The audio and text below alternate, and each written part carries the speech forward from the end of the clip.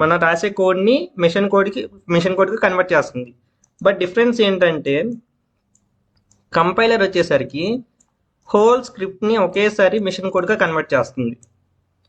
Next వచ్చేసరికి interpreter వచ్చేసరికి ఏం చేస్తుందంటే లైన్ బై లైన్ ఫస్ట్ ఒక లైన్ని చెక్ చేస్తుంది, ఆ లైన్ని తీసుకొని మిషన్ కోడ్గా కన్వర్ట్ చేస్తుంది.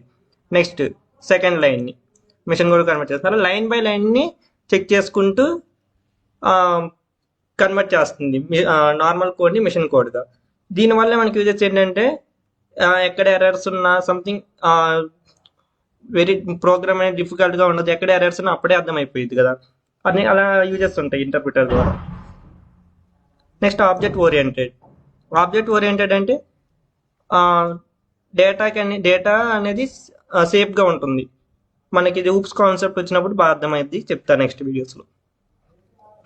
Next why python. మనం చాలా లాంగ్వేజెస్ ఉన్నాయి కదా, పైథాన్ ఎందుకు యూజ్ చేస్తాం? పైథాన్ అనేది ఈజీ టూల్ అని ఈజీగా నేర్చుకోవచ్చు. Used in web development. Next popular in data trends. ఈ మధ్య ట్రెండింగ్లో ఉన్న కోర్సెస్ అన్నీ ఇవే, data science, AI, machine learning. ఇవి మొత్తం ప్రెసెంట్ ఎక్కడ చూసినా సరే ఇవే మొత్తం ట్రెండింగ్లో ఉన్నాయి. ఈ ట్రెండింగ్లో ఉండే కోర్సెస్లో కూడా పైథానే యూజ్ చేస్తారు.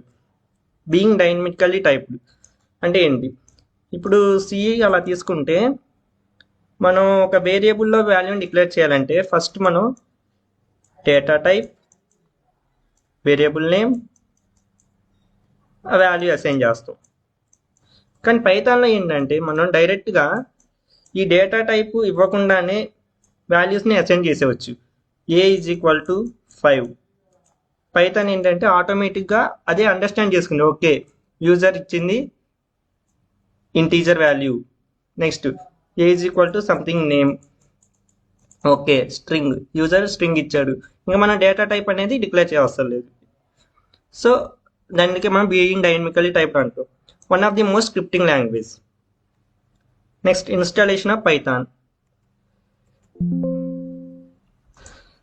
ఫస్ట్ మన సిస్టంలో పైథాన్ అనేది ఇన్స్టాల్ అయ్యిందో లేదో చూసుకోవడానికి మనం కమాండ్ ప్రాంప్ట్ ఓపెన్ చేసి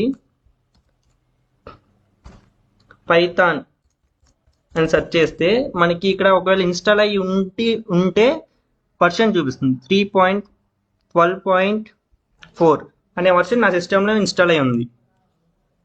ఒకవేళ ఇన్స్టాల్ అయ్యి లేకపోతే కనుక మనం ఎలా ఇన్స్టాల్ చేసుకోవాలంటే డైరెక్ట్ గూగుల్లోకి వెళ్ళి పైథాన్ అని సెర్చ్ చేస్తే మనకి ఫస్ట్లోనే python.org అనే వెబ్సైట్ ఓపెన్ అయ్యింది.